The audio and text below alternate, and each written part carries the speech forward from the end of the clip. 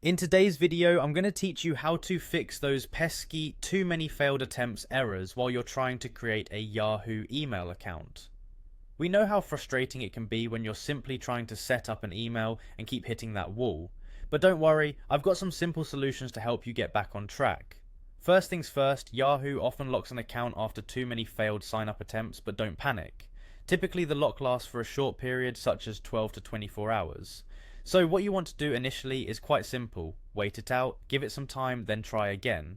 Often this cooldown period is enough for Yahoo to reset the counter, allowing you to proceed. Now if you've waited and are still encountering issues, a quick trick is to clear your browser's cache and cookies.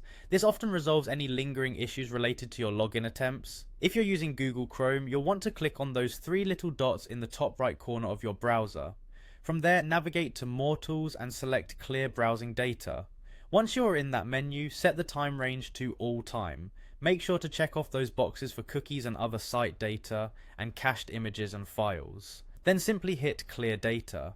This will often give you a fresh start without any stored data that might be causing issues. Sometimes the browser itself can be the problem. If you're still finding it difficult to log in, try switching to a different browser entirely. This could mean using Firefox if you're currently a Chrome user, or just another of your preference. Additionally, another clever trick is to use incognito or private mode on your browser. This is a great way to bypass any stored information that might be getting in the way. If you decide to go the incognito route in Google Chrome, just press Ctrl, Shift and N simultaneously on your keyboard. This will open a new window in incognito mode where your browsing history isn't saved and cookies aren't stored, all of which could help you successfully create that Yahoo email account without interference.